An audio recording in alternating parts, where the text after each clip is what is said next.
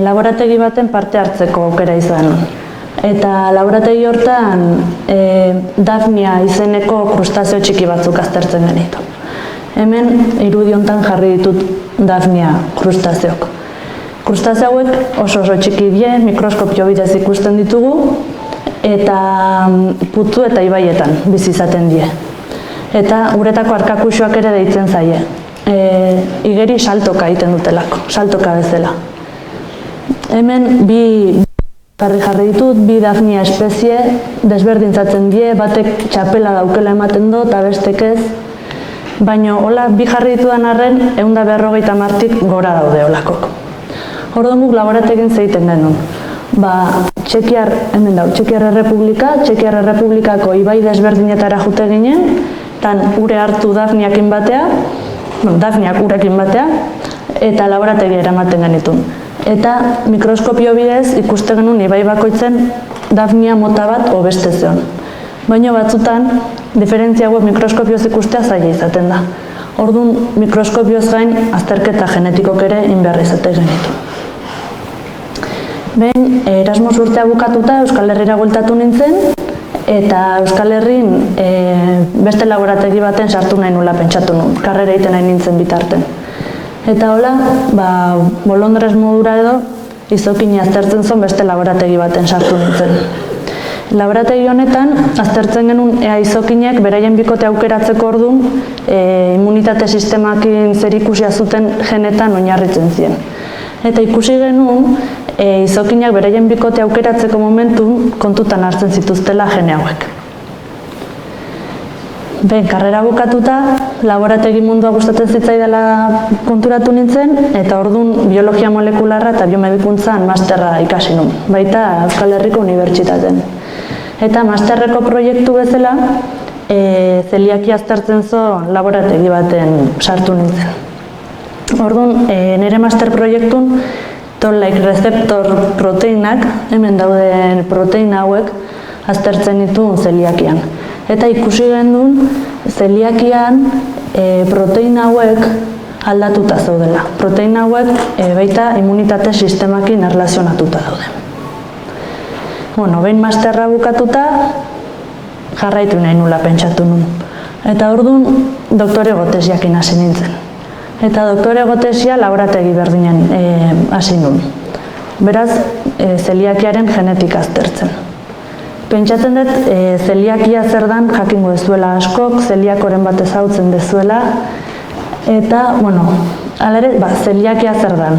Zeliakia genetikoki susceptible dien pertsonetan glutenaren ondorioz ematen da gaixotasun bada. Eta gaur egun mundu mailan populazioaren 1%ak zeliakoa da. Halare, gaur egun ikusi da nolazken urtetan zeliakiaren portzentai hau handitzen ari da. Zeliakiaren sintoma tipikoak, berakoak, pisu galera, giharren ahultzea, goragalea eta bar dira. Baina beste sintoma batzuk ezain ohikok ere sortu daitezke. Osteoporosia, hortzetako esmalten arazo neurologikoak eta bar. Gaur egun, zeliakiarako dagoen tratamendu eraginkor bakarra da dietatik glutena kentzea. Zeliakoek glutena dietatik kentzen dutenen, sintoma gehienak normalizatu egiten die. Beraz, zeliakia faktore genetikok eta ingurumen faktorek baldintzatzen dute. Ingurumen faktoren artean, hainbeste aldiz entzungo zenuten glutena dago. Glutena da ingurumen faktorek importantena. Eta glutena aurkitzen da garia, garagarra eta zekaletan. Proteina hau ez da ondo prozesatzen zeliakia duten pertsonetan, eta ondorioz kaltegarria da beraientzat.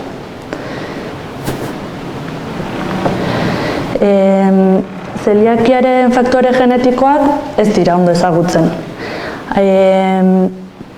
Hori, gehiago aztertu behar dira, ez dago ondo definituta zeliakiaren genetika. Gutako bakoitzaren informazio genetikoa DNA-an aurkitzen da. Baina zer da DNA? DNA, hemen dago irudikatuta, DNA helize itxurako molekula handi bada. Molekula hau tolestuta dago zeluletan. Soka baten antzekoa da eta oso tolestuta aurkitzen da zeluletan. Hain tolestuta dago, guztiz estiratuko bagenu, alda guzti estiratuko bagenu gutako bakoitzaren DNA hemendik eta eguzkiraino iritsiko litzekela. Baina ez behin, 600 aldiz. DNA hemen dau beste modu batera irudikatuta, dauke eskilara baten antza.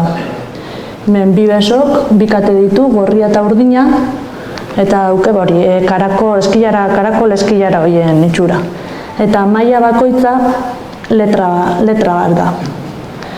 Hemen ikusten da A, T, C eta G letrez osatuta dago. Beraz, DNA da 4 letraz osatutako hitz luze bat, hemendik eta eguzkirainoko hitz bat. Beraz, horrelako zerbait sortzen da. Orduan, gutako bakoitzak 4 letraz osatutako hitz luze bat du. Orduan, pertsona batean G letra dagoen bitarten, beste pertsona baten T letra egon daiteke. Orduan, gaixotasun zeliakora bueltatuz. Ze azterketa genetiko indie zeliakian. Zeliakian konparatu da. Zeliakia ez duten pertsonen DNA eta zeliakia duten pertsonen DNA. Orduan, konparatu die letra guzti hauen segidak zeliakia ez dutenetan eta zeliakia dutenetan. Eta ikusi da nola letra batzuk aldatu iten dien. Hala ere, aldaketa txiki hauek, letra bakarreko aldaketa hauek, zeliakiaren genetikaren 40% bakarrik azaltzen dute. Eta genetikaren beste 60% ez da ezagutzen.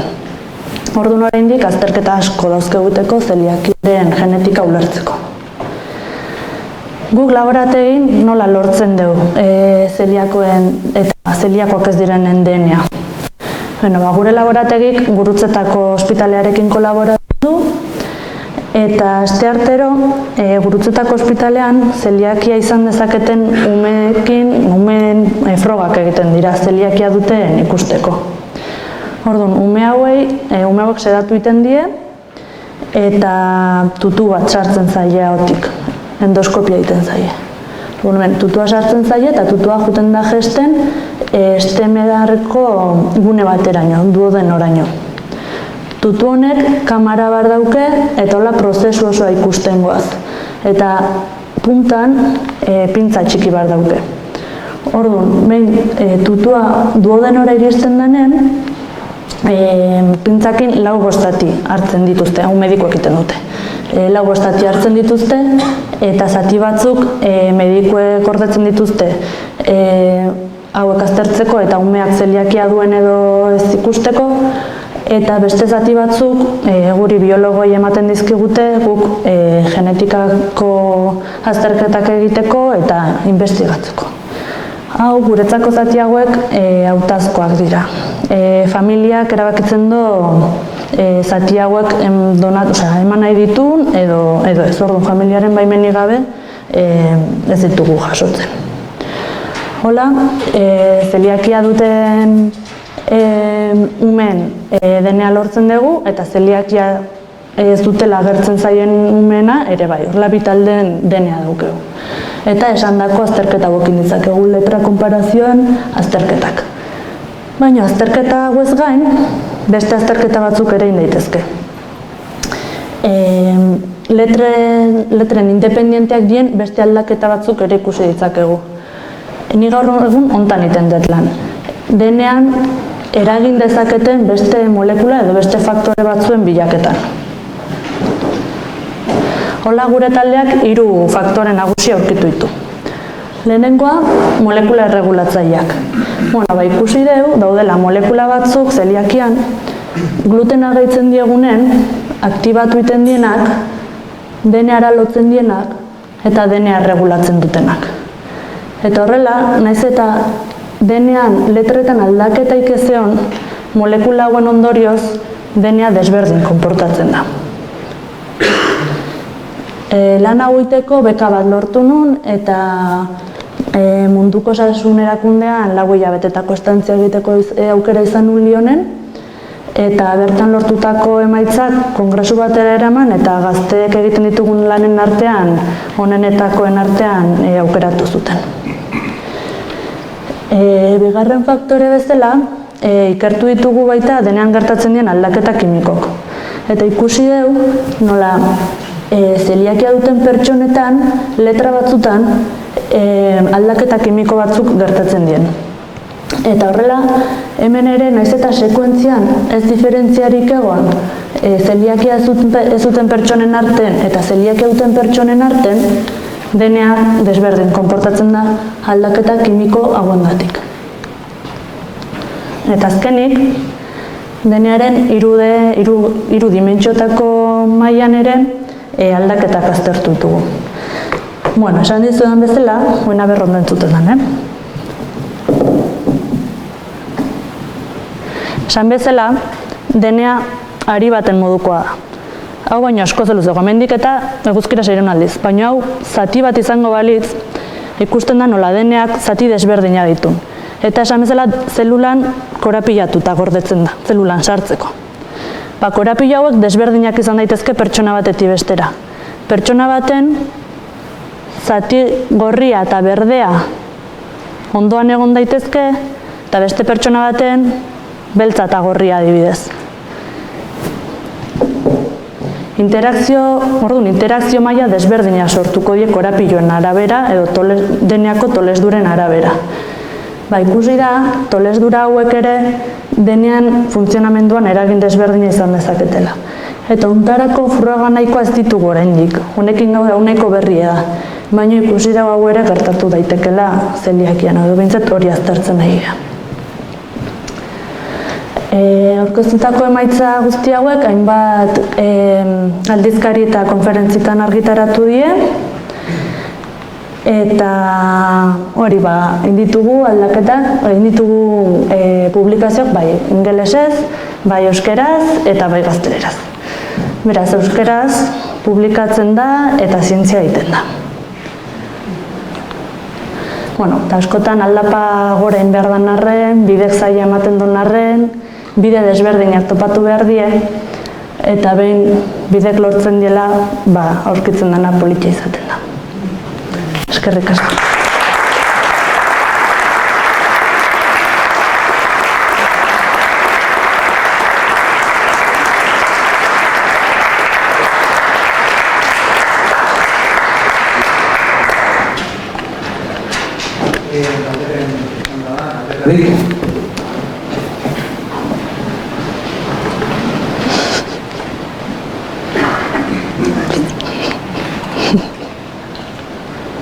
Ez da galderarik, neo hasiko naiz. Kangreju txiki batetik, zure eltzarriaren izenburua, dafniatik, glutenera, izokinetak kasatuz, zer egiten zaizua horietan interesgarriena edo interesgarria zer interesik iritu galduna zaizu lor bakuntzean? Ez dakit, zaila da, baina adibidez, nik ez du inoiz usteko krustazio batzuk interesa piztuko zutenik nigan. Eta azkenen hori izan zen, probatu nun lehenengo laborategia eta hori ikusita, eta lana gustatuta, erabaki nun gustatzen zitzaidala laborategiko mundua eta jarraitu nahi nula. Orduan, krustazio txiki horietatik geldituko nintzekena da, piztu zidatela gogo hori gehiago jakiteko, biologia gehiago ulertzeko. Izokinena izan zen salto bat, Euskal Herriko Unibertsitateko laborategi desberdinak ikusten juteko. Eta nik uste gehien gizakiekin lan egitea gustatu zaidala. Azkenen gehiago bizi izan dut edo gehiago inplikatu izan naiz aurkibide bat topatzeko edo gehiago interesatu izan zait. Orduan momentu honetan, gizakien genetika ikertzen jarraitu nahiko nuke, baina beste bi pausok uste beharrezkoak izan zaizkidala puntu hortara iristeko. Alorrak desberdinak izanik ere, puntu amanko unik badago lan egiteko moduan, laborategian edo zientzia egiteko moduan badago aldeko unik? Bai, alare laborategi bakoitzak desberdin funtzionatzen du, eta zuzendari bakoitzak desberdin eramaten du taldea. Baina ez lehenengon izan nintzen laguntzaile edo. Zion pertsonak doktoretza egiten, eta izan nintzen laguntzaile. Eta beste bietan independentegoa izan naiz. Orduan baita proiektun arabera, baina orokorren bai dagola, ni pasatu izan naizen laborategietan mintzat zuzendari bat, proiektuak banatzen dituna, eta gero pixkat bakoitza moldatzen da, edo laguntza eskatzen du, eta, bai, antzeko. Zeintzen duen nahi bat publikazio zientifikoak izan dira, inpaktoko publikazio zientifikoak eta askotan izaten da artikulu bat idazten ari, eta artikulu bat idaztea zer da, ez du ematen lan handia denik, baina publikatzea eta gero rebisatzera bilatzen dizuela, eta kontatuko edo dezakezu pixka zure esperientzia alde hortatik.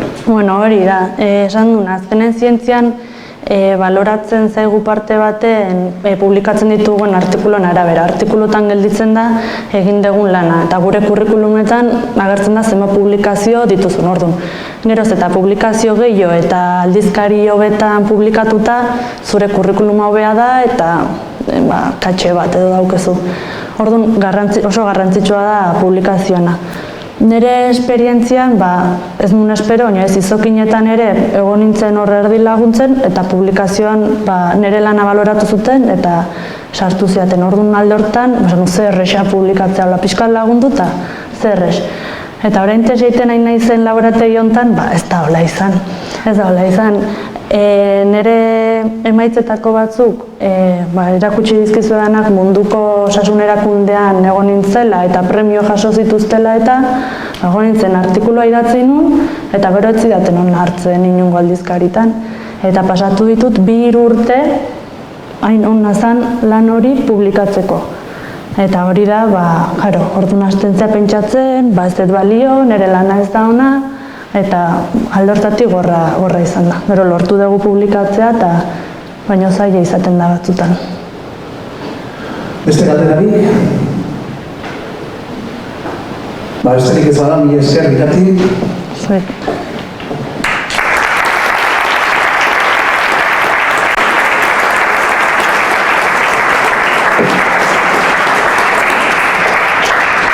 Urreko izlaria, Xabier Raizpuru, industria ingenieria, dano baten proiektu zuzendaritzako aroan lan egiten.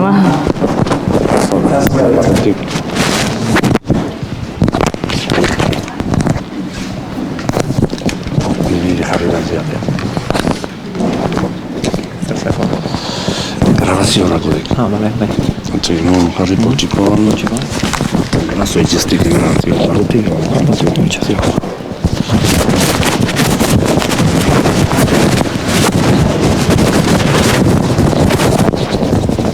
Eta hobeto letzen bai da. Grabazio. Eta bale.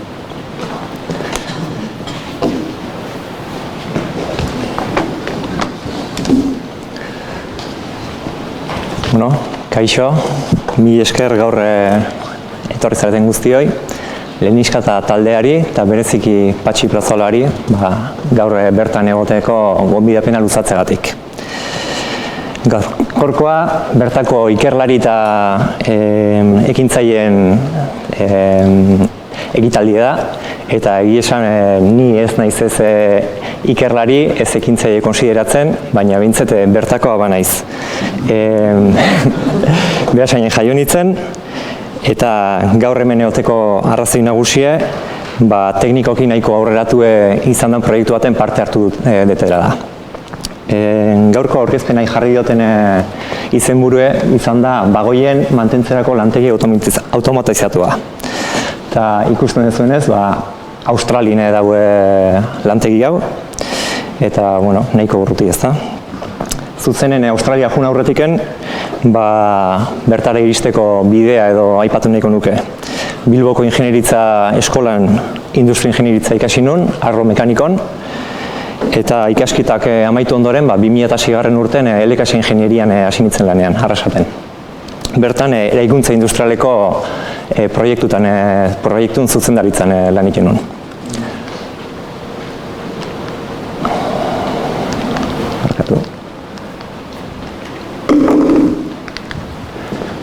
Lan egin nuen zenbait lehenengo proiektu izan zen Fagor Ederlanentzako, hauek ezagin dituzte, diskozko frenuk edo, eta entzuten zea berri bat, fundizio berri bat. Eta ni, karrera amaitu eta seitun, sartu ninduten hor fabrika honen eraikuntzan. Behin hori guk hau gendunen, arrasatik gehiagin nintzen moitzen eta Fagor arrasatea jo nintzen. Eta Fagor arrasatek egiten ditu, Fagor danok ezautzen dugu etxetresna ez da bezala, baina autogintzan eta gero siderurgiak ere egiten dituzte zeak lineak edo. Eta Fagor arrasaten egin genduna izan zen, hor egiten dituzte ikaragarri haundik dien makinak, 10 metroko altura izan dezaketenak, eta hor foso batzuk eta behar dituzte montajea egiteko.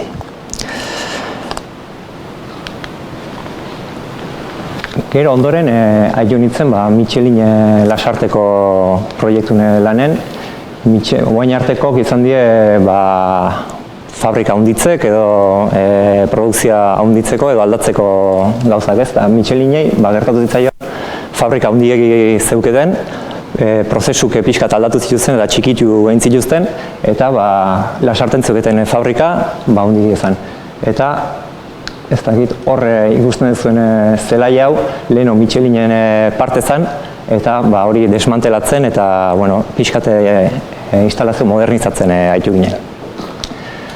Gero beste handitu genduna, Koprezi izan zen, Aretxabaletan. Eta ni Aretxabaletan lanen eola, alako baten proposamen bat intziaten, eta izan zen Txina obra bat lan eitea zatzea ez, jutea. Eta nik garai hartan Txinaen ingurun neuken idea hondik. Ez dautzen, ni Goierrin bizi nintzen, gustu askoa, eta esan ziaten Txina juntzaiz, esan, nijoa. Ez da, fabrika hau Fagor Ederlanentzako zan baita. Eta, nolatan juntzien Fagor Ederlanekoke Txina? Fagor Ederlantzan General Motorsen hornitzaile eta Delta izeneko plataforma baten. Plataforma bat zer dan, auto ekoizuek edo koste murrizteko erabiltzen duten erabatez.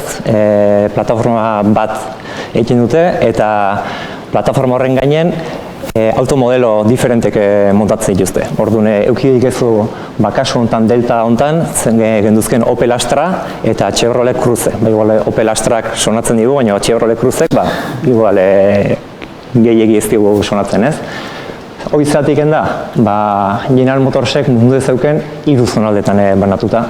Amerikan, Asian eta Europan. Eta 3 zonalde horitan modelo diferentek saltzen dituzte. Plataforman edo sartzeko edo proiektuetan sartzeko exigitzen zioten Fagor Ederlani edo hornitzei exigitzen diete lokalki fabrikatzea. Eta Fagor Ederlanek Europan arazoik ez dauke, baina Txinan zeukela arazoa edo ez zeuken fabrikaik. Orduan, LKS ingenierian esleitu zioten fabrika berri hau zehatzea, eraikitzea, eta proiektun definizioa eta obran zuzendaritza LKS-en ingen duen. Eta orduan pasatu nintzen, bidasen indiken, Txinara. Txinako nire esperientzien ingurun gehiagire nahiz luzauko, baina komentatu nahi dutela pentsatzeko era pixkat aldatu zitela, ez mundue pixkat nik ordu arte ezautu nuna, baina zabaltxeko azala ikusi nula. Eskalak aldatzen dizkizu, ez, bizitzea eta ikusten duzu, pasatzen zea Goierriko txikitasunetiken edo Xangaiko handitasunea. Eta ni pasan nintzen, hemen Goierrin milaka pertsona bizidien toki batetiken bizitzetiken, milioika pertsona bizidien hiri baten bizitzea. Orduan, eskala aldaketa. Eta eskalak kontutan eukitzeko edo eraikuntzan eta industrien eukitzen dien zehatako bat, indikadoretako bat, izaten da altzairun eskarie. Hemen ikusten duzue, 2018 urten mundun 1.648 milioi tona altzairu kontsumintuko diela edo. Eta hauetatiken 775 milioi tona Txinak eskatuko ditu o kontsumituko ditu. Altzairu ez zer dan? Altzairu da burnie, gehitzen diozu karbono eta aleatzaile batzuk, eta altzairu diferentek fabrikatu dizkezu, ez? Eta burnie egiteko behar duzu burdinmea, hori erreduzitzen duzu eta burnie daukezu. Burdinmeak Txinak zenbat importatuko ditune 2017 urten? 1.075 milioi tona. Eta hauetatiken $683 milioi tona Australiatiken. Eta hemen jarri izkizu, Australiko burdinmean esportatzaile nagusik, bi enpresa die, BHP Billiton eta Rio Tinto. Urrenez urren, 275 eta 272 milioi tona esportatzen dituzte. Eskalak esateagatiken ez, 1.648 milioi tonatatiken, hartzen duzu Asia eta Ozeania, eta ja 1000 eta piko die. Orduan, eta Europa gugean haundikin, 174 milioi tona bakarrik. Pixkat baloratzeko ze munduen nun pivotatzen duen, edo zein eidan pixkat tiratzen. Ni Txina neola, halako baten, Gabonan aurretiken irakurtzen du, hauxe, bankia herramientaren inuzko kontratu handienak lortu ditu Danova Grupek. Eta nik pentsa, joina, pozten naiz, enpresa euskaldun batik gauzak ondo jutea, beti da zea ona ez. Guri LKS-en Txinan gauzak pixkat kilikolo zijoazkigun, eta proiektu handi berri baten sartzen balin batzen jarraituko den du, baina bestela ez da. Nire nenbilen ikusten nundik entiratu ez. Eta halako baten, handiken egun batzuta, lagun batek esan ziren, ezautzen dira, dano bateko ardura dune, eta etzekiat entero izen, hor proiektu batzuk lortu dizkie, eta itzintzi bat hiri buruz, eta egitaukien perfileko jendea behar die, pixkate internazionali o kanpone ibili dienak, eta kurrikulume bialdu nien, eta handiken hilabete batzuta, han lanen neonez. Danobatek 3 proiektu lortu zituen, bat Indian eta 2 Australian. Lortutako proiektu horik bat Rio Tinton izan zen, Wisheten mantentzeko lantegi automatizatu bat, eta beste bat BHPen, bagoien mantentzako lantegi automatizatu bat. Bi proiektu hauek daude Pilbara eskualden. Eta Pilbara eskualdea behize zean pasan nintzen, nik Txinan bizi izan du nintzen 3 urte. Eta Danobaten hasi nintzen lanen, honea etorri nintzen bizitza, baina enitun 2014-etiken 2017 3 urte horitatiken bat osoik Australian pasatu nuen. Junda etorri, desente einez ez. Eta esan zaten Australian jola, esan nuen, kategorin ez, kriston toki elegante daude, surfeatzen ikusten nuen ere burue, eta errealidad pixka diferente izan zen. Australia kontinente bada, eta kontinente hortan mendebalden dau Perth hirie, eta Perth hiritiken 1300 kilometroa badau Pilbara izeneko eskualde bat ez, eta eskualde hori da minerala asko dau. Orduan hemen ikusten duzu, 50.000 biztanle dauzke, eta die 1,5 kilometro karratu. Horrek esan nahi du, 10 kilometro karratu biztanleko, zu bateratzen zen, eta ez zure 10 kilometro karratu. Gipuzkoan adibidez, dauzkeu 0,0025 kilometro karratu biztanleko. Gipuzko dauzke 1.900 zerbait kilometro karratu, eta gehaz 7.000 biztanle baino gehiago. Orduan, horren biztanle gutxikin, ez da lan egiteko nahikoa eskulan. Eta dauzke han lan egiten da, FIFO deitzen dena da, fly in, fly out. Jendea juten da, hartzen du Melbournen bere abioia, iristen da Pilbarara, egoten da astebete, 2 aste, hilabete bat, depende ze turno daukezun, eta mehatzaritzan edo zerbitzutan edo dana dalako lan egiten du. Eta, hemen ikusten dituzuen zeak, hau da Pilbaran detaila, eta hemengo hasierako bakoitze da mina bat, ez? Eta gero, hemen ikusten dituzuen zeak die trenbidek. Trenbidek lehen aipatu duten BHP, trenbide dauke, eta Portlanen portu dauke, eta Rio Tintok mina hauetatiken ematen du Dampierrea.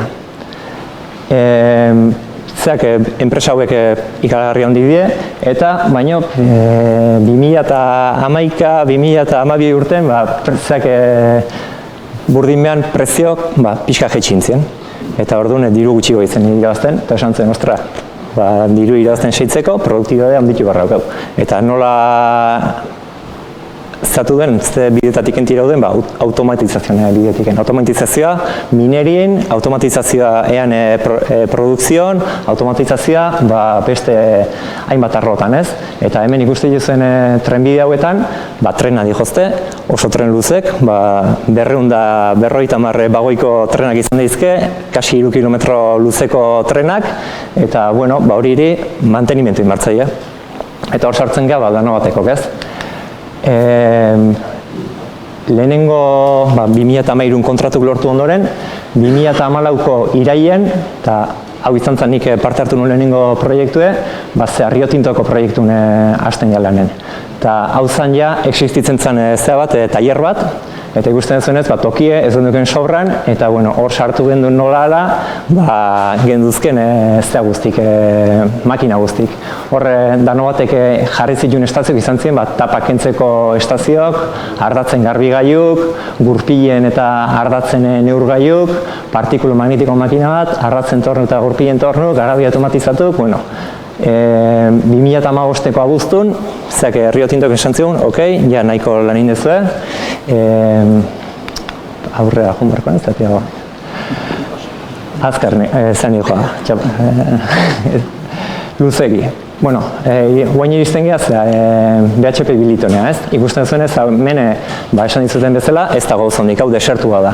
Eta 2014 hasten geha zehatzen, eraikuntzan, eta deano baten bitarten, proiektun garapena eta makinan fabrikazia egin dugu. Makinan instalakuntza 2015 hasi gendun. Eta hortiken aurrea, dauki gendun lantalde bat Australian kontinua.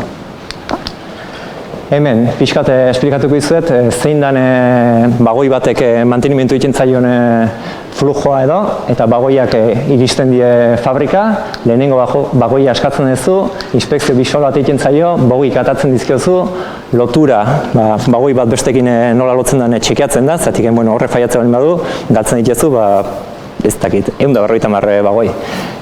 Kalte estrukturalak baldin baduzke konpondu egiten die, balazta sisteman inspekzio bat egiten da, bogi berrik jartzen zaizkio, eta irterako inspekzioan, kanpoa.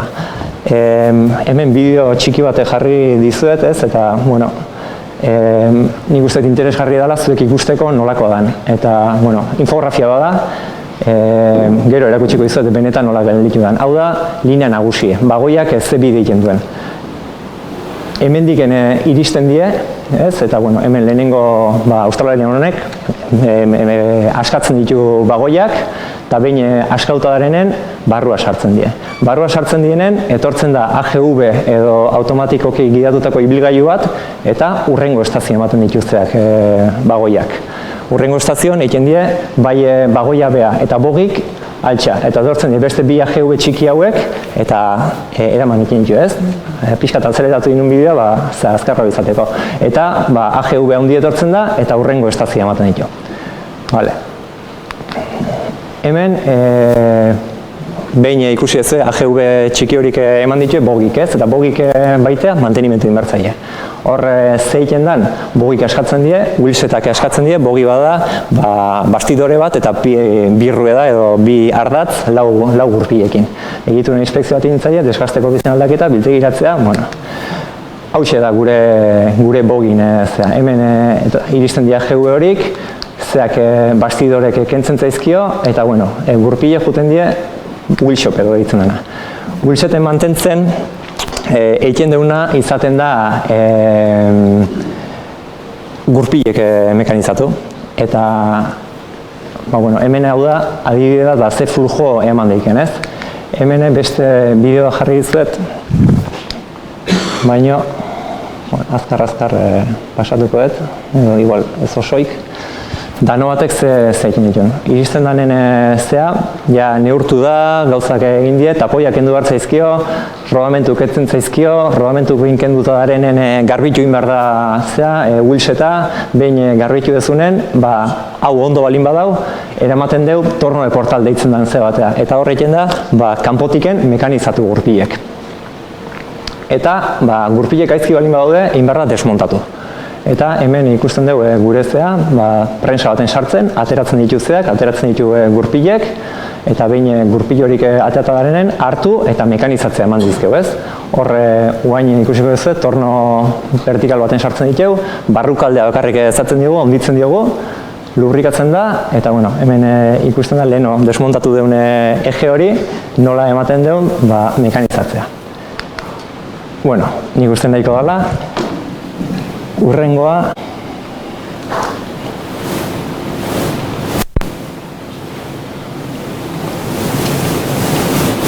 hau dana automatizauta dago, eta guk daukeuna da kontrol sistema bat. Kontrol sistema horrek kontrolatzen ditu, sartzen dien wheelset guztin, gurpilek, zer ardaz dauzken, zer rodamentu dauzken, eta denboakin, guain arte pixkat ze izan da, ez?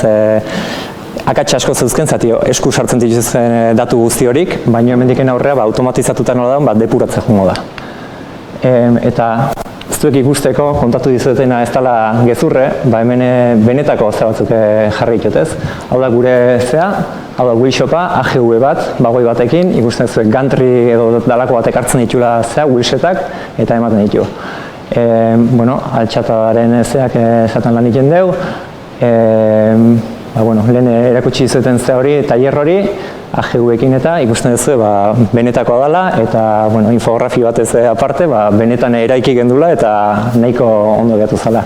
Hau 2017ko abuztune onartu ziguten, eta ordutik nahiko gustora daue bezeroa. Eta txaskarrio bezala, mantentzea zerratik da garrantzitsuen, guain dela 3 aste, eukizuten zeakok BHP-kok zebat operario bat edo trenan konduktorea, goizeko 4etan juntzan ikustea zebat, bagoi bat gaizki zeola, eta alako baten trenak aldeintzen. Eta aldeintzun, eta entzan 50 minutu bakarrik trena. Eta BHP-k erabikizun, zeratu inbartzala, deskarrilatu inbartzala tren hori. Deskarrilatu zuen nahita, eta mobi tragedia bat izan zen, etzan inor kaltetu, baina ikusten duzunez, desabaztezimentu horrek eragintzeiken eguneroko 55 milioi Australian dolarreko galera bat. Hauek moitu zien, eta uste aste beten barrun, zeuketela dana martxan. Eta, hoxe izan da, eskerrik asko zuen arretagatik, eta...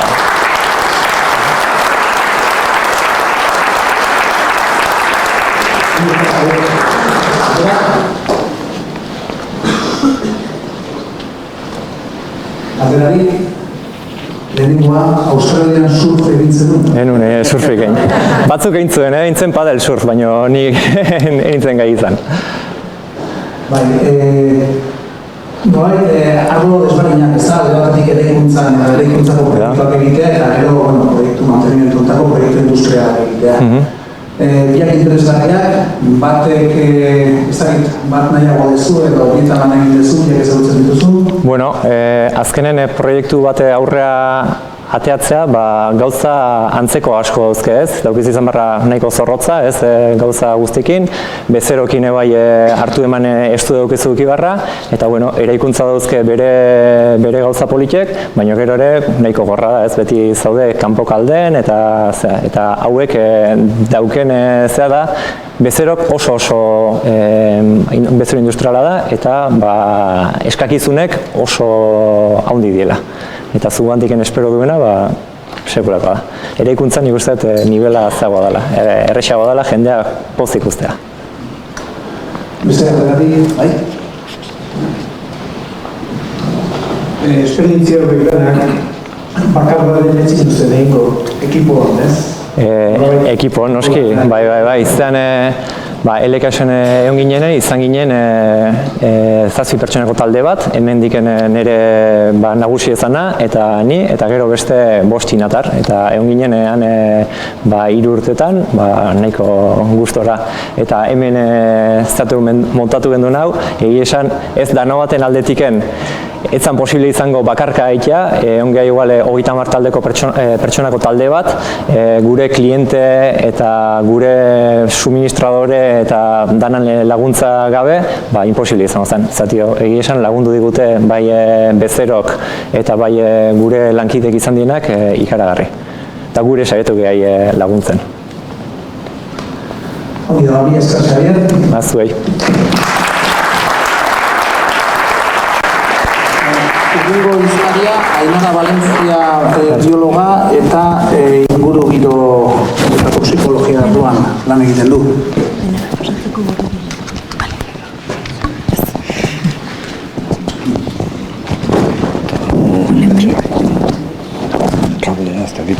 Hola, lasai, bai. Aukentzeko.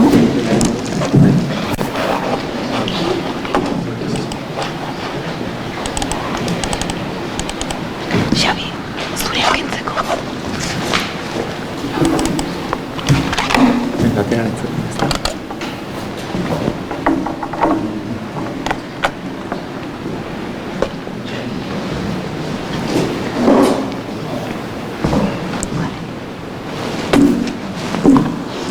Vale, uste entzungo zaitela mikrofono gabe, ez? Vale. Bueno. Nire ibilbidea izan zen pixkat iratikin batea hasi nintzen Euskal Herriko Unibertsitateen biologia ikasten 2008 urten eta bukaunun 2013.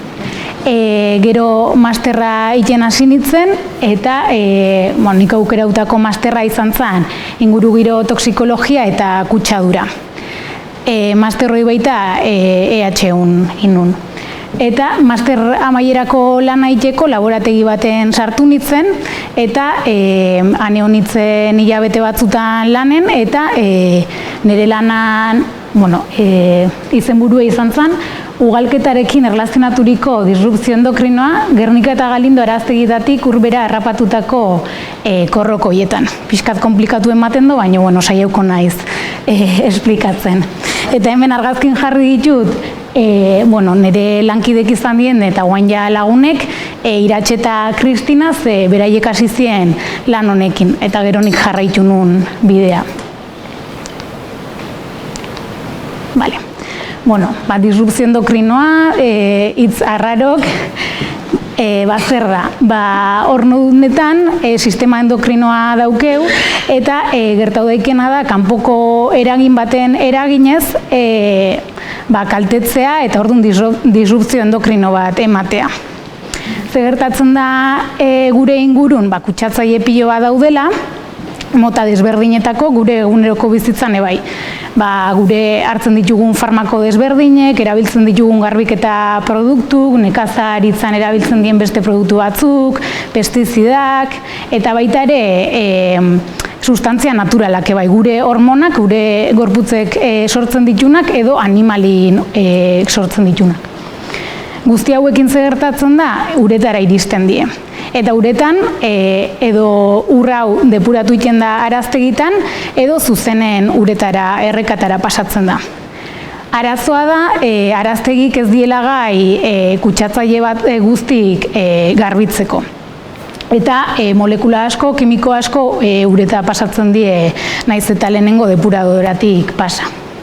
Gertatzen da, hor disolbatzen die edo metatu errekatako lokatzetan, sedimentun. Eta zein die honen kalte jasatzen dituztenak, arrainek. Ez denak, baino adibidez, seguro burua etorriko zaizuela, portutan dauden korrokoiak, ezta? Hor daude, beraiei hor egotea gustatzen zaie eta hor daude kutsatzaile guzti hauekin kontaktu. Nire lana arrain hauekin hasi zen eta gertatzen dena da zelula mailan, hemen jarri dizueten iruditxo honetan, zelula mailan, zelularen mintzean daude hartzaile batzuk. Berez hartzaile hauek daude pentsatuta gure hormonekin batzeko. Eta behin lotzen dienean, gero erantzun bat emango da. Ze gertatzen da, kutsatzaile hauek disruptore endokrinoak izan da, gai direla hartzaileekin lotzeko, konformazio antzekoa dutelako. Eta orduan erantzun bat emango da, baino berez beharrezkoa ez denean, berez naturalki emango ez litzekena. Zer gertatzen da arrain hauetan, efektu nabariena edo ikuskorrena, bereziena, da, 30.000 arrain espezie baino gehiago daude munduan, eta ez dute denak berdin jokatzen, baino 100 handi batean, arrainetan arrak eta emeak bereizten dira, ezta? Goran jarri dizuet, hemen mikroskopiotik begiratuta nola izango litzateken eta arrena. Zer gertatzen da batzuetan, seinale guzti hauek iristen direnean, arren zeluletan kalteak sortzen dira eta berez hemenak diren zelula batzuk agertzen dira. Hemen ikusten diren ovozito edo ovulo batzuk. Orduan, egoera honi deitzen diogu intersex egoera eta ematen da beti kutsatzaileen eraginez. Baino, hemen airean geratzen da galdera da, zer gertatzen da zehazki molekula mailan. Zergatik ematen da, ze aldaketa ematen dira gero hau ikusteko. Bueno, esan barra daukat, ni honekin hasi baino lehen, zeudela lan batzuk Euskal Kostaldean ikusita zeuden horrelako arrainak, beti korrokoiak, eta portu eta estuario desberdinetan. Eta zerrenda oso luzea da mundu mailan. Beste arrain espezie batzuetan ere kalteak ikusi dira. Orduan, hor esan dizueten galdera hori, hor airean geratzen zen galdera horri erantzuteko nire tesi proiektua sortu zen. Eta eskaini zidaten laborategian jarraitzea, honi buruz ikertzen, ezta? Orduan baietz esan nien eta Eusko Jaurlaritzako beka bat eskatu nun eta eman zidaten beka hau 4 urtez honetan lan egiteko. Baina ze esan nahi du doktoretza ikasketak egitea eta ikerketa talde baten parte izatea, ezta? Zerrenda luze bat eta banaka jungo naiz. Ikerketa baten parte izatea, nire ikerketa taldea da zelulen biologia ingurugiro toksikologian, taldea 1983an sortu zen, orduan ni jaio aurretik, eta 30 pertsona inguru gaude talde honetan lanean momentu honetan. Eta lan egiten dugu batez ere 2 tokitan. Lehen iratik erakutsi duen argazki berdine jarri da Zientzia eta Teknologia Fakultatea Leioako kampusean eta gero baita ere egiten dugu lan Plentziako itsas estazioan. Nahiko berria da nire ikuntza batean. Eta hor talde gehiago daude lanean, kimikariak, fizikariak eta beste biologo batzu, baino beste ikerketa talde batzutakoak. Nire taldean, 30 izan da, denok ez dugu gauza berdinekin lan egiten, organismo desberdin askorekin egiten dugu lan, eta guk dauzkagun galderak desberdinak dira, edo erantzun nahi ditugun galderak desberdinak dira. Baina, ni nago arrain ugalketa eta disrupzio endokrinoan talde txikian, eta guk batez ere arrainekin egiten dugu lan. Baina, ikusten dezute beste batzuk, bareekin, xixarekin, mejilloiekin egiten dutela. Nola lortzen ditugun guk animaliak? Aukeratakoa da animaliak erostea. Permiso guztiak eskatu behar die, unibertsitateek baimena eman behar dizu, baina erosten ditugu edo bizirik. Gero esperimentuak egiteko, edo hilda adibidez balin badia espezie komertzialak, adibidez legatza, hilda etortzen zaigu eta gero guk ikertzen dugu. Beste aukera bada, gu jutea animali horien bila zelaira.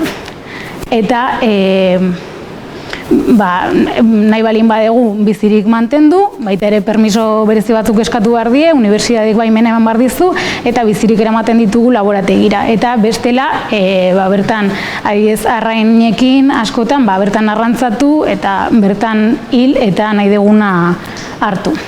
Hemen jarri dizkizuet argazki batzuk, askotan Pasaiara juten gea edo Gernikara ere bai, ez, arrantzan.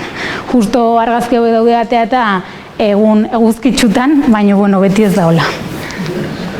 Gero beste bat, hemen bideo bat duken, gero denbora balin baduke, baina nola talde handi egean, batzutan bata beste lagundu barra dioguta. Nik adibidez mejilloiekin ez dut lan iten, baina egon naiz batzutan mejilloiak hartzen. Egun horietzan eguzkitsua izan.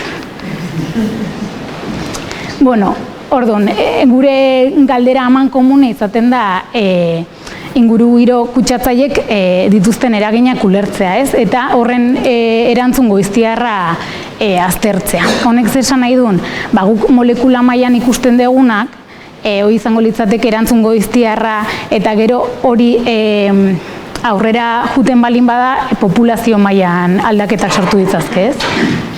Orduan, adibide bat bezala, lehen R eta M-ekin desberdintzapena indetenez, arrain hemen arrautzak guztiz heltzeko proteina bat beharrezkoa da, bitelogenina ditzen zaion proteina. Orduan berez, M-etan bakarrik sintetizatzen da. Orduan nik arrain bat hartzen balin badet, ikusten balin badet arra dela, baino analisi batzuk egiten badizkiot eta bitelogenina balin baduke, horrek esan nahi do kalte bat gertatu zaiola, ezta? Berezkoa ez dan zerbait aida sortzen, kanpotik zerbaitek hola adierazi diolako. Urrengoa izango litzateke kongresuetan parte hartzea. Iratik esan duen bezala gure lana zabalduin behar da, eta gure interesatzen zaiguna da beste ikertzaile batzuk, gure arlo berdinetan lan egiten dutenak gure ikerketaren berri izatea, ezta? Hemen mapa honetan markatu ditut enaiz toki guzti horietan neon, gorriz markatuta daudenetan bakarrik, baina nire lana bailen, nire lana urritu junda eta egon da beste kongresu askotan. Gero, kongresu hauetan, jende interesgarri aurkitzen duzu eta batzutan kolaborazioekiko aukerare ematen dizu. Eta gero hemen, kuriosidade bezala, jarri dut Asociación Ibérica de Endocrinología Comparada, kongresu batea junitzen, eta poster honenari saria eman ziaten, eta orduan saria izan zen asoziazioko parteide izatea, ez? Guain asoziazio hortan nau. Oaindik ez dut ezerrin, baino. Eta berriz, argitalpen zientifikoen ekoizpena lehen esan bezala, oso garrantzitsu da guretzako, ez? Eta guri interesatzen zaiguna hori da, publikatzea. Eta nire lehenengo publikazioa, baita, kostatzen da, baino erresa izan zen, ze kongresu baten ematen zuen aukera, azaldutako lana publikatzeko. Orduan hori aprobetxauta, nire lehenengo publikazioa egin nun. Gu gaude beti irakurle bila, eta daude interneten hainbat indize kalkulatzeko erramientak eta adibidez web horri bat, Scopus, dela editorial batekoa, eta hor zure izena sartu eta esaten dizu zenbatek aipatu duten zure lana, eta orduan guretzako garrantzitsua. Eta ResearchGate izango litzatekela ikertzaileon Facebooka bezala.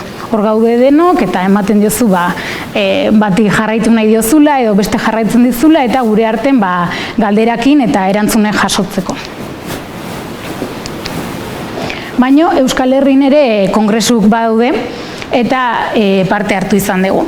Adibidez Ikergazte kongresun, ja 2 urtetan, lehenengoa Durangon izan zen, eta hor sari bat jaso nun, eta Elujarren publikatzeko aukera eman ziaten. Orduan nire lana moldatu nun, eta hain teknikoa zan hoi, berridatzi beharri izan nun, eta Elujar aldizkarien publikatu. Gero Iruñan ere errepikatu intzan, eta hemen gaude Iratitani batea, eta gero Gasteizen justo lehengo astean naturzientzien topaketak egin zien, eta hor baita nire talde kide batzuk aurrera eman genituen gure lanak. Gero esan barra dut Lehen ResearchGate aipauta, oain Udako Euskal Unibertsitatek sortu dola ResearchGateen antzekoa dan artizarra, dela ikertzaile eta profesional Euskaldunen sare soziala. Eta horren nik egia esan ez dut asko erabili, baina hor gaude denok eta berez gure arteko elkarrekintzak sortzeko.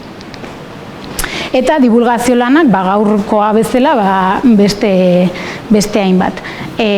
Urtero egiten den zientzia astea, hau Euskal Herriko Unibertsitateak antolatutakoa da, eta egiten da autonomia erkidegoko hiru burutan.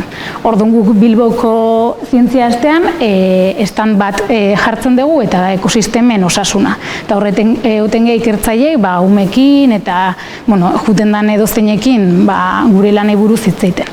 Gero ETB Biko Teknopolisen nire ikerketa taldea pare bat aldiz izatea da. Behin Gernika jun bat eta han gure lana nola egin daun ikusi nahi zuen eta grabatzen haitu zien. Eta gero gure laborategia ere batzutan etorri die bertan grabatzea. Gero blog desberdinek daude, Euskal Herriko Unibertsitateek pare bat dauzke, kultura zientifikoko katedrakin erlazionauta eta orduan divulgazioa bultzatzen dutenak. Eta hemen ikusi dezakezue nire zuzendaritako bat elkarrizketa bat intzioten. Eta aste honetan izan da txiotesia, baita ere Udako Euskal Unibertsitateak bultzatuta, iten da okorrez baina 2 urtetik behin, eta nik parte hartu nuen dela 2 urte aurten ez. Baina da Twitterren zure tesia 6 tweetetan, 6 txiotan kontatzea. Eta hoxe da dena.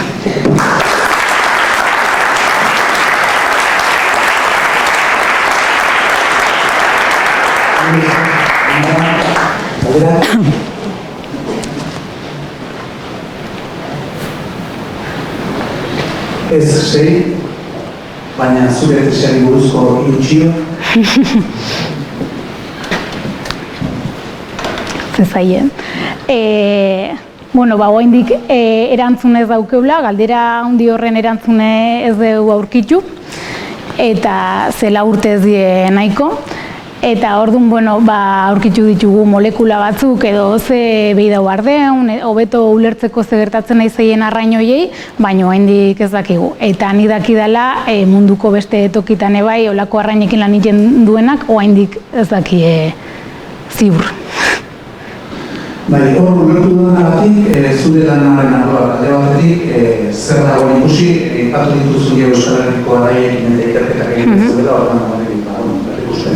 Bueno, xatu hori ikusi duzu, gero azartzen duzu, arrantzara joaten zera, laborategian neurketak edo analizia egiten dituzu, gero hortik ondorioak ateratzen dituzu, idatzi egiten duzu, bai kongresuetarako, bai artikuluak egiteko, alde guzti horietatik, zein da zuretzat interesgarriena edo gustagarriena eta zen gutxien gustatzen zaizuna. Egun honateatzen danen, arrantzatzea ondo oten da. Nik ez dut asko arrantzatzen, saiau naiz, eta ez naiz gehiago saiatzen, ez de lortzen.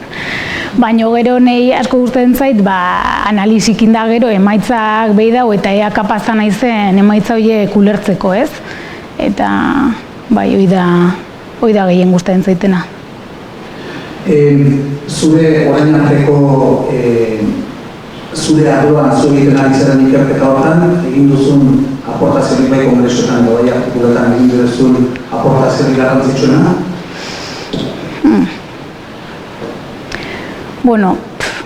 Hoi zaila da, garrantzitsuna, igual aportazio konkretu bat baino, kongresutan baita askotan dau jendea zuzenen, naiz eta arlo berdineko izan, zuzenen zuk aztertzen dituzu molekulakin eta lan egiten ez duenak, orduan saio hartzea hoi beraiei bai azaltzen. Igual zuei azaltzea baino zailagoa da batzutan. Ez eta denarik, mi eskerraina da.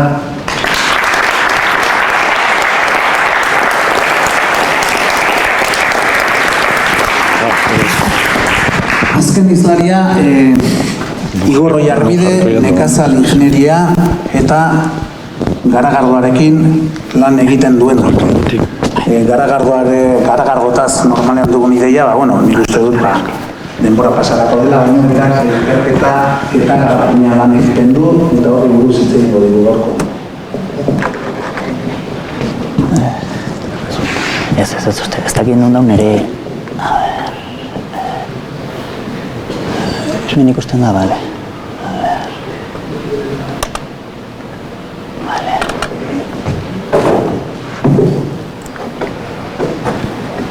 Zein da bitatik? Hau.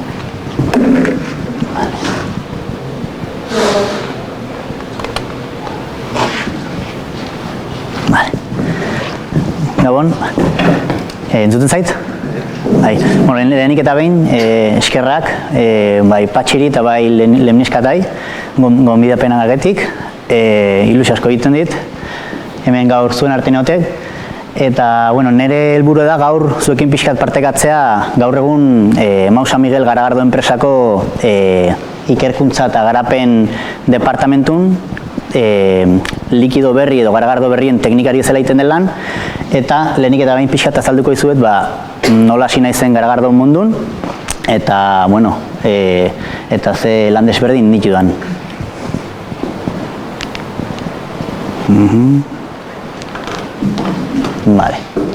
Vale, ni lehen komenta duten bezala nekazaritza ingenieritza ikasi non, Nafarroako Unibertsitate Publikon, eta espezializatu nintzen industria eta elikagai arloan. Nire proiektue moan baninun Mozambiken, garagardokin zerikusi zeuken proiektu bat zan, eta behin ja karrera bukatu nonen, edo ikasketa bukatu nitunen, Alemania aldea jo nintzen. Garai hartan Alemania jo nintzen bertan, garai hartan neskalagun bat neukelako bertakoa, eta han beka argon bitartez lortu nun Brupaf edo garagardo fabrika txiki baten praktikak itea. Praktika horiekin ikusi nun, ordu artenik garagardo mundun, garagardo ekoizmean ingurun oso gutxinekin edo ezerrez. Eta orduan ikusi nun, nahi arlo hori gustatzen zitzaidala, eta gehiago ikasi nahi nula. Orduan, behin Alemanian denboratxoa pasa ondoren, jo nintzen Alcalá de Henaresea, eta bertan garagardon zientzia eta teknologian inguruko master bat ikasi nun. Master hori indagero, Madrilen egon nintzen, baita, enpresa txiki baten, garagardo enpresa txiki baten, garagardo ekoizle laguntzaile bezala, eta ondoren Londresea jo nintzen, Londresen Brupaf baten lan itxeko aukera aukinun baita, ondoren komentako dizuet, ez dakit denok dakizuen zer dan Brupaf bat, baina ondoren pixkat gehiago sakonduko dut, zer dan Brupaf kontzeptue. Eta, bertan pare bat urte pasa ondoren, eta nire semea jaio baino lehen, Mostolez aldea jo nintzen, nire bikotea bertakoa da, eta han, Local Beer proiektue martxan jarri nun beste Euskal Herriko beste bi pertsonakin batea, bi lagunekin batea, eta Local Beer proiektue, da artisau garagardok aurkitzeko plataforma bat, eta baita, geneuken bere garaian, garagardo etxen itxeko ikastaroak, garagardo etxen itxeko kitak, horrelako gauza saltzen genitun, formakuntza baita ematen genuen, eta gaur egun, komenta dizuten bezala, Mau San Miguelen nao, eta pixka bat komentatuko izuet zer egiten duen. Brupaf bat zer da? Da garagardo fabrika badauken, taberna edo jatetxe bat. Hemen ikusten dezuna da, ni Londresen lan inun Brupafa. Kasu hontan, ikusten zu, ezkerraldekoa da obradorea edo muztio egiten den ekipoa, makinarie, eta aurren ikusten dituzuen ontzik die hartziura ontzik. Nire lana bertan, zan garagardoa itea, lehen gaiek lortzea, hilabeten behin garagardo berri bat itea, eta baita makinaria, hartziura ontzi eta gauza guztin garbiketa eta desinfekzioa itea. Brupaf hontan, 5 garagardo mota genitun, momentu oro, Pilsner bat, Amerikar Pale Ale bat, Schwarzbier beltz bat, garizkoa, eta garizko garagardoa aldatzen juten ginen, hilabete batzutan Alemaniar estilokoa zen, beste batzutan Belgikako wheat estilokoa, eta gero baita batzutan egoten zen mango garagardo bat, eta azken grifoa zen, hilabeten behin, nik nahi nun garagardo bat edo. Nik nahi nun garagardo berri bat, egoten zen hilabetero. Londresko esperientzia oso interesgarra izan zen, burupaz baten lan itxeko aukera eukin nolako, ni nintzen arduragun nagusie toki hontan, baina ni lanen egon bitarten, ni garagardako ez den egon bitarten, askotan bezero kortzeuden, garagardo edaten, eta ikustetzen duen, ze aurpegi jartzen zituzten, da hori oso polit ezan. Eta horretaz aparte, eukin un aukera, London Brewers Alliance elkarten baita parte hartzeko. Elkarte hau da bertako Londresko ekoizleen elkarte bat, eta hilabeten behin biltzen ginen. Garai hartan, 2014 urte bitarten, 50 bat ekoizle zeuden Londresen, eta hori ez da oso erreza, beste hiriburutan aurkitzea. Orduan, hilabeten behin, beste zure sektore berdineko beste garagardo ekoizlekin hitzeitea eta, ideiak aldatzea oso interesgarria zen. Eta gero baita, Londresen adibidez behin egon nintzen baita, Gluten Free Awardsen epaimai kide bezala. Gluten Free Awards da Londresen,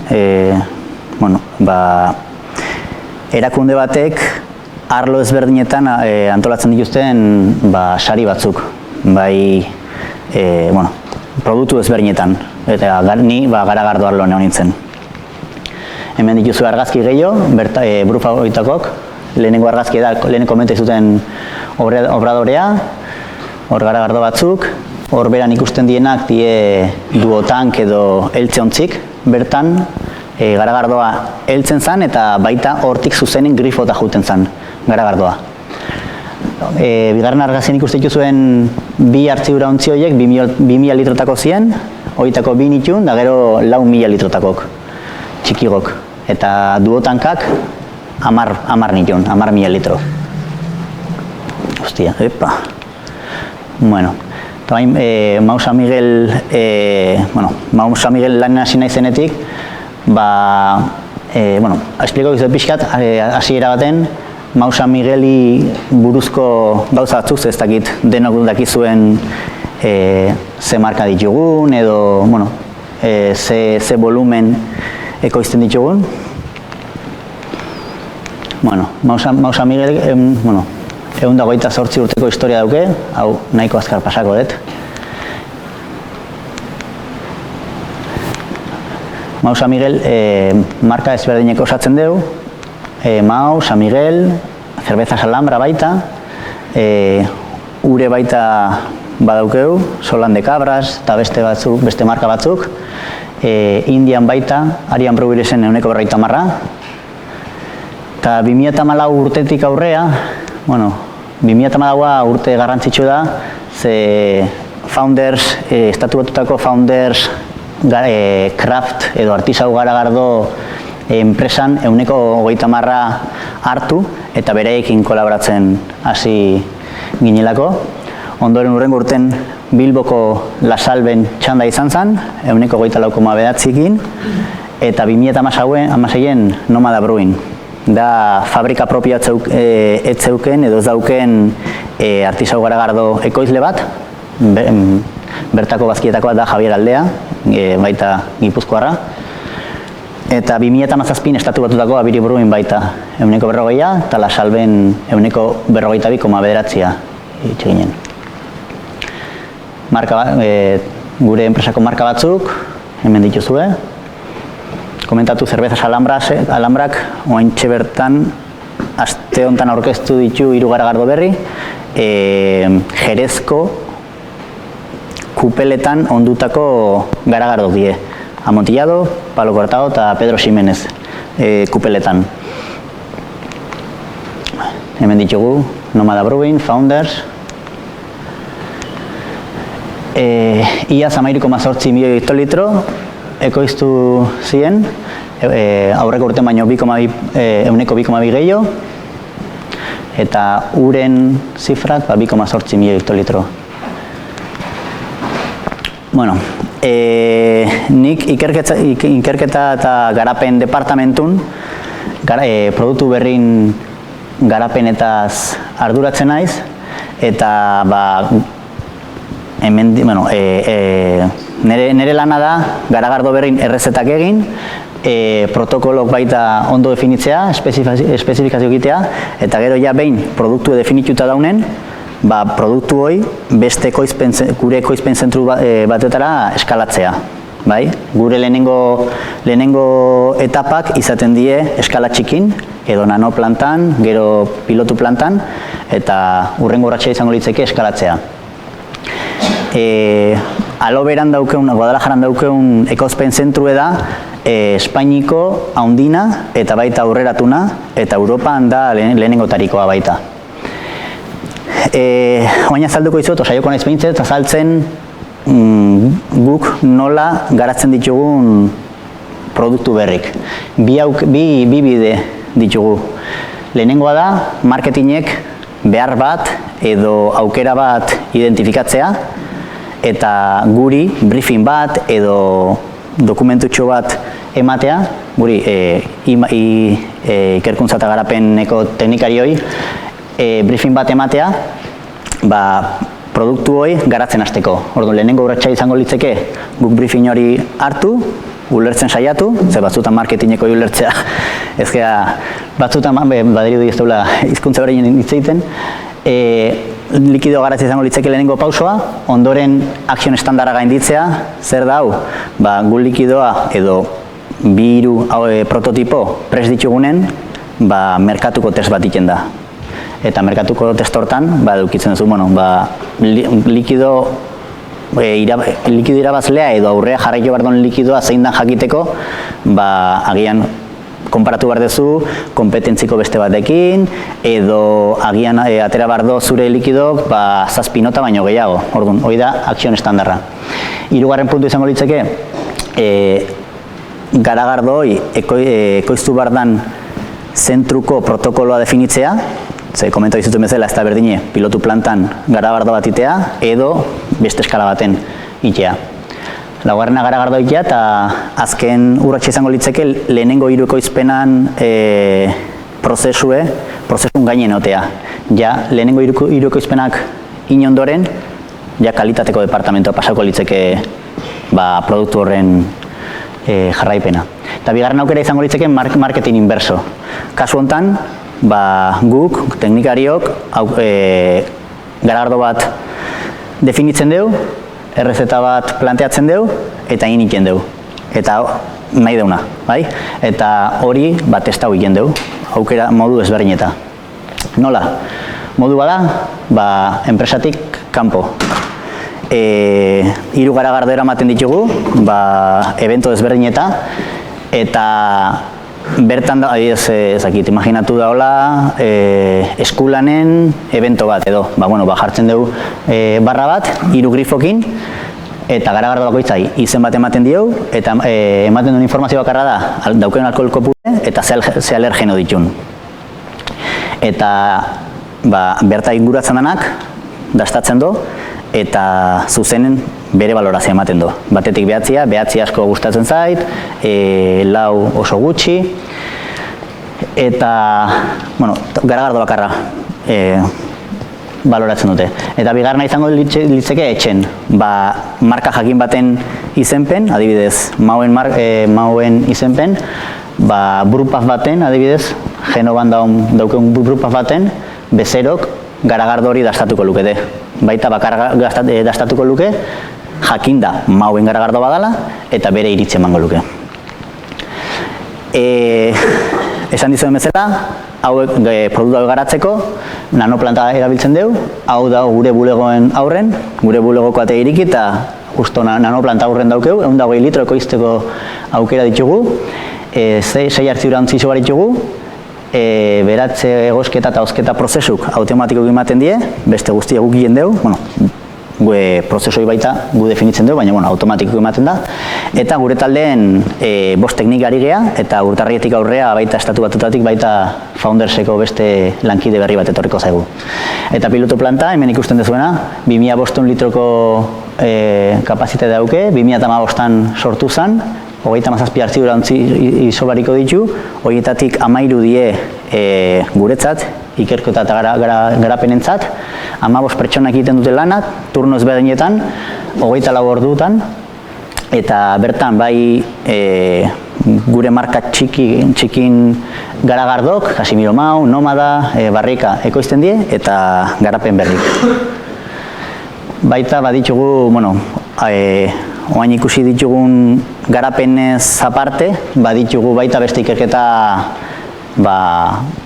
proiektu batzuk, eta gure ikerketa eta garapen zentrala, bai laborategikoa, bai fisiko-kimikoa eta bai mikrobiologikoa dau Lleidan. Eta beraiken batea, elkarlana egiten deu, arlo ezberdinetan gauza konkretuk edo proiektu konkretu batzuk lantzeko. Adibidez, garagardo mikroorganismo ezberdinekin adibidez, garagardoa ekoizteko erabiltzen ez dien mikroorganismokin ikerketak egiten ditugu, produktu berrik sortzeko, eta adibidez baita Maus San Miguelen badaukegu lager garagardoa edo beste garagardo mota batzuk egurrezko kupeletan ontzeko programa badaukegu. Ditugu produktuak eta programa bat mundu hortan arlo hontan adibidez ardo mundun ikerketa asko daude, baino garagardoa eta egurren arteko interakzioak ze ondori ditun eta horren inguruko ikerketa oso gutxi dau. Horren ingurun baita ikerketak egiten nahi geha, eta hortarako Lleidako laborategikin elkarlan egiten dugu. Eta uste dut, hau zala dena, hori da.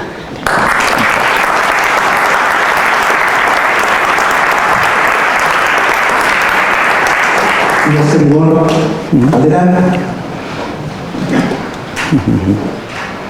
Lehenengo Jose Luis Ziztarratak esaten du lehenbizkataren izena bukerako partea, kata hori baretaren parte badala, eta izutzen hemen ologikatak eta azteikatak egin ditu lehenbizkatak, orduan uste dut Maus San Miguel esan dizaio bezunaren ganagoela jendea preste, zientziaren teknologiak eragintzeko. Komentako diet. Nik uste dut estadistiko kireneko zabala izan daitela mostra. Beste batetik, zuk aipatu duzu zure ikerketa eta garapen lerro hortan, nik ikusi dut, epaimenik izan zirela, nola zen, gluten gabeko, gluten nola zen? Gluten free, bai. Horrek erlazioa du, izlarekin, zeliako entzaten dina dago? Bai, azken finean beraiei zuzendutako produktu bat da. Gluten free. Zure lanean, aipatu dituzu zer egiten dezu, zer egiten dezu, eta horrein ez zer egiten dezu, zein da egin interesatu dezuna edo oaintxe egiten nahi naizena asko gustatzen bai. Oain arte indetenan da, ez dakit, da arlo politena ez. Adibidez Londresen neonen, baneuken sormen putu bat bazeuken ikenunak, baino han banitxun beti egon bartzien 5 garagardo berdin. Orduan, nik errezeta hoi inikenun, baino ez nuen ezer aldatzen. Baneuken hilabeten behin garagardo berri bat aukeratzeko beta ez. Baino kasu hontan nire lana da garagardo berrik egin eta diseinatzea. Eta badauket lantalde bat, pilotu plantan, beraik die hori aurrera ematen duenak. Nire diseinuk nire lankiden diseinuk aurrera ematen dituztenak. Orduan, eta gainaz dauket denetik pixkat ez, nanoplantan fisikoki baita guk egiten ditugu garagardok, ikerketa eta garapeneko teknikarik gea, hori erabiltzen duen, nanoplanta erabiltzen duen bakarrak, eta orduan nire ustez oso interesgarria da azkenen gauza ezberdinek egiten bai jezu. Alderari, produkzio volumen handietan da gehien ekoizten den garagardoetan eta zein da joera? Alkohol maila igotzea edo jaistea, mantentzea? Ez dakit. Oain berez badau, badau tendentzi bat, geroz eta alkohol kopuru gutxi ego dauken garagardok itxeko. Baino estatu mailan gehien saltzen dien garagardok adibidez, die 5,5-5,7 inguruko garagardok, bai? Eta gutxin duenak, alkoholin gabekoak endutan, gutxin duen garagardan, lautarri edo... Alkohol gutxina daukena? 0-0.